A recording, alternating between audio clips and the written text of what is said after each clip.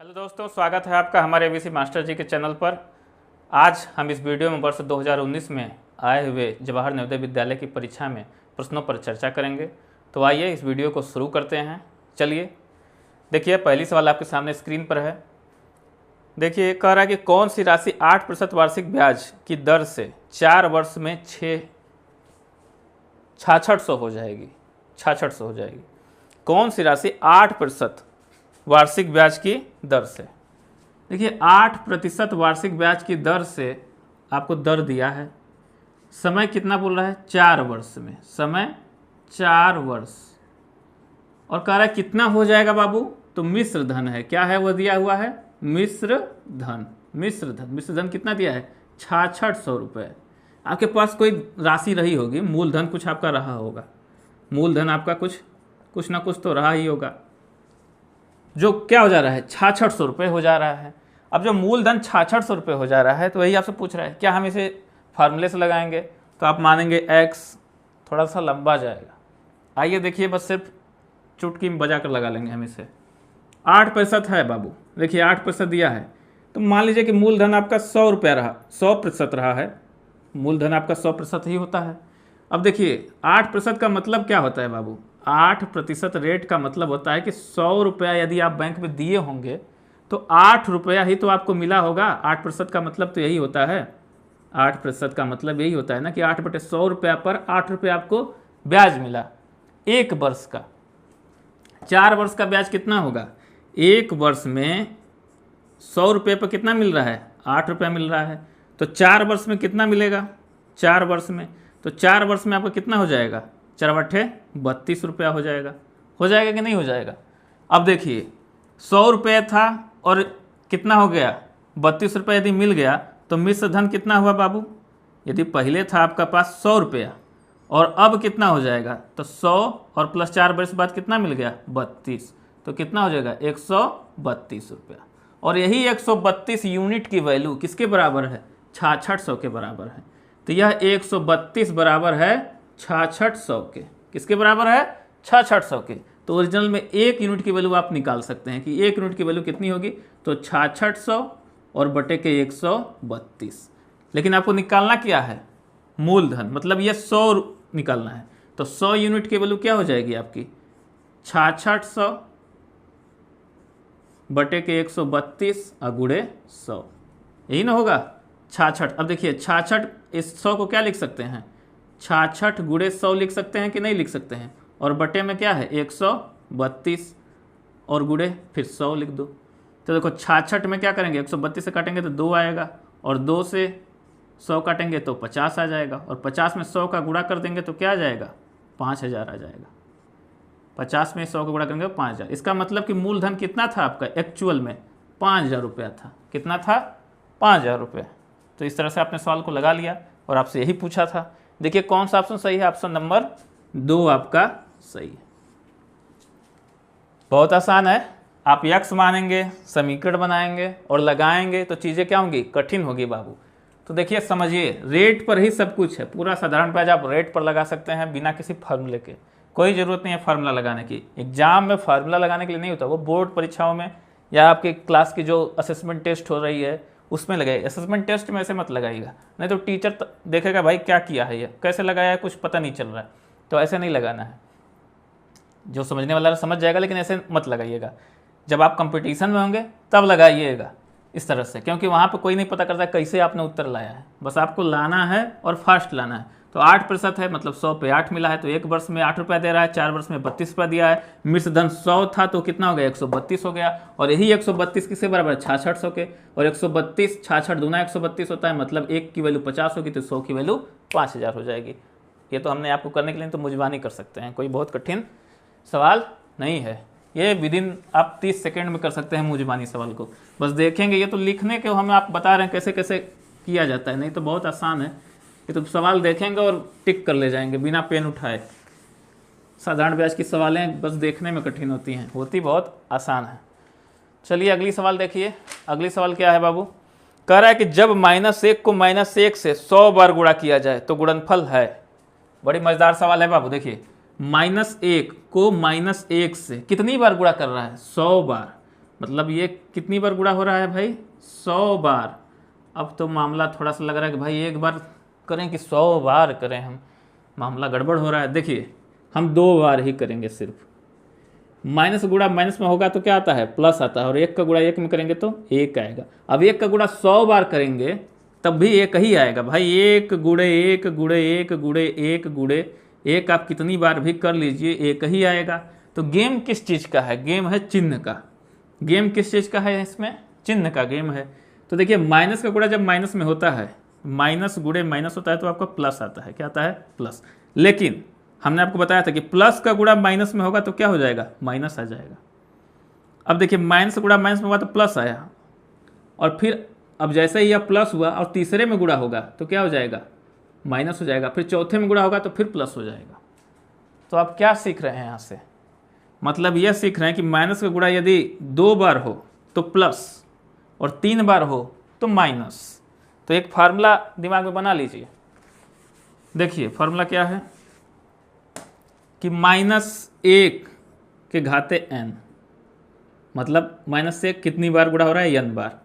और जब n बार हो रहा है और n सम हो, क्या हो, सम संख्या हो और विषम हो, जो n है यदि सम रहेगी तो इसकी वैल्यू क्या होगी, तो -1 के घाते n क्या हो जाएगा, +1 देगा। और विषम होगा तो क्या हो जाएगा, विषम जब होगा तो -1 के घाते n क्या देगा, -1 देगा। तो 100 बार गुणा किया है तो +1, 200 बार गुणा करें मतलब ये क्या है, n क्या है, यही तो n है, n क्या है, ये सम है।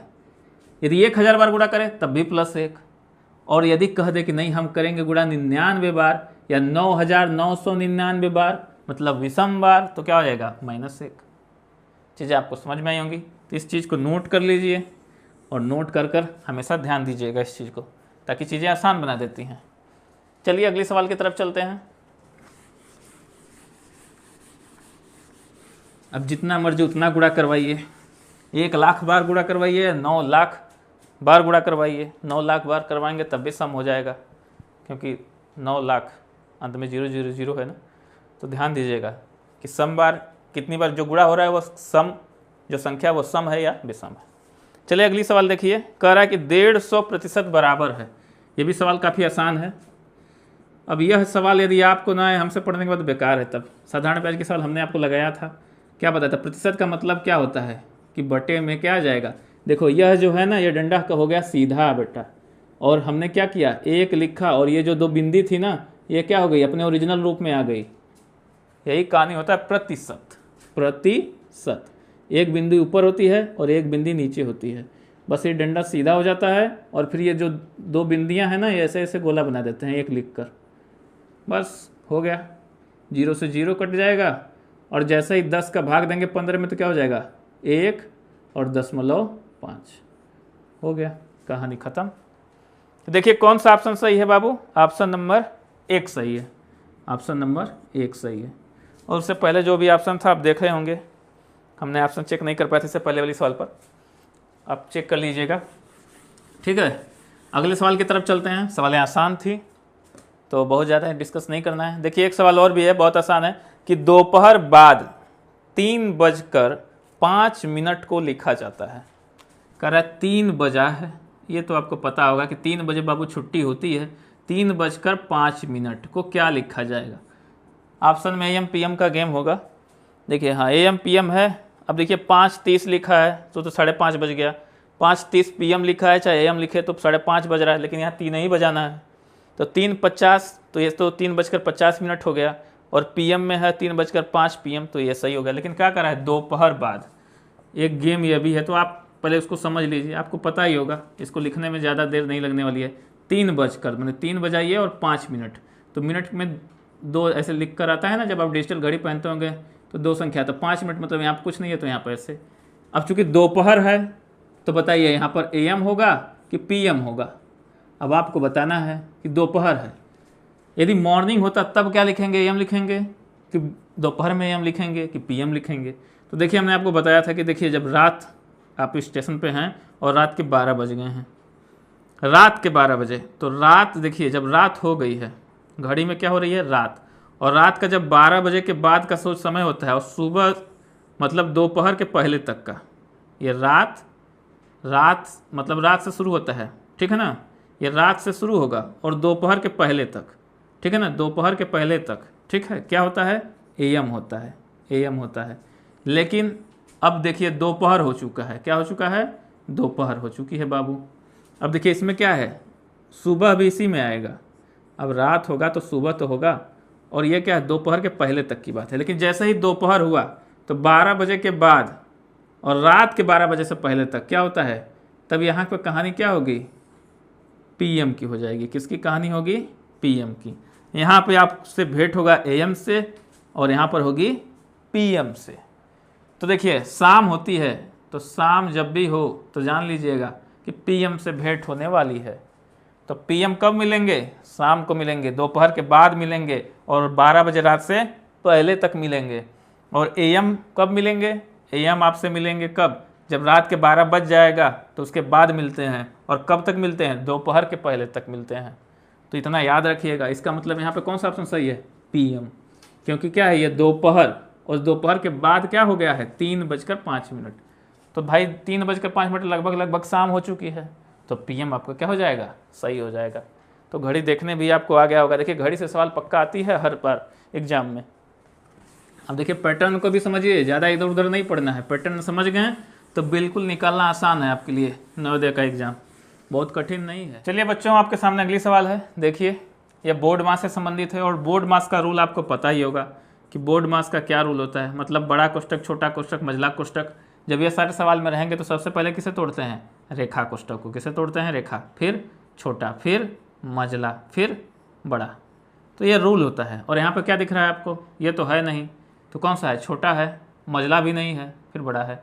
मतलब छोटा हटाइए, उसके बाद जोड़ घटाना गुणा भाग में क्या करते हैं आपको पता ही होगा कि पहले का को तोड़िए ता पीछे दे भाग। तो भाग यहाँ पर है, देखिए वहाँ पर है, वो छोटा कोष्टक में है, वैसे भी टूटेगा पहले ही। फिर गुणा करो, फिर जोड़ना घटाना आपका जो मर्जी वो करो। तो देखिए चलिए शुरू करते हैं हम इस सवाल को। रूल तो आपको पता है, तो आइए रूल जब पता है तो सवाल आप लगाना शुरू करिए। इधर मत देखिए, 15 सही 1/2। अब इसको लिख सकते हैं तो लिख लीजिए, 15 दूना 30 1 31/2। क्या करना है, लिखना ही तो है, माइनस है ना, हाँ ठीक है। 12/5, 12/5 गुणे 5/8। अभी नहीं करना है कुछ भी, वैसे भी प्लस है तो आप चाहें तो गुणा कर सकते हैं, लेकिन नियम से चलिए। 7, छोटा कोष्टक जब तक नहीं तोड़ेंगे तब तक कैसे आगे बढ़ेंगे हम। तो देखिए ये भाग है बाबू, तो आप क्या करेंगे, 4 एकम 4 3 7, और भाग रहने देते हैं, 4 एकम 4 3 7/4। फिर बड़ा कोष्टक बंद गुणे 2, ठीक। अब देखिए भाग है तो इसको क्या करेंगे, पलटेगा, तो इसे क्या करेगा, घुमा देगा बाबू। आपको बताया था कि जैसे ही भाग किस में बदलेगा, गुणा में बदलता है, तो इधर की चीज़ें क्या होती हैं, पलट जाती हैं, 4/7। और ऐसे की चीज़ें पहले रहने दीजिए, छोटा कोष्टक वैसे ही रहने दीजिए, बड़ा कोष्टक लगाइए गुणे 2। लिखा इधर से जाता है, ठीक है। ये तो हम डायरेक्ट लिख दिए हैं, 31/2 माइनस 12 अब देखिए यहाँ पे प्लस है, आप चाहें तो देखिए अंदर से होगा, अभी कर सकते हैं, कोई वो नहीं है, क्योंकि इसमें गुणा है बाबू, कोष्टक हटेगा तो यहाँ पे जोड़ है, तो इसको आप कर सकते हैं। तो आइए इसको भी कर लीजिए। देखिए 5 से 5 काट दीजिए, कट जाएगा। 8 है, 2 से काटिए, 2 छक्के 12, 4 को काटिए 2 से ऊपर काटे हैं तो 2 की कैंची नीचे भी लगेगी, 2 चौके 8। फिर 2 की कैंची लगाइए, 2 की कैंची लगाएंगे तो क्या होगा, 2 दूनी 4 और 2 तियां 6। कैंची वही रहती है ऊपर नीचे काटने में, बस यही ध्यान देना होता है। अब देखिए ये 2 है और 3 है, ये 2 के कैंची से कटेगा या 3 के कैंची से कटेगा, तो कैंची नहीं लगाएंगे, कैंची बदल गई तो नहीं लगाएंगे।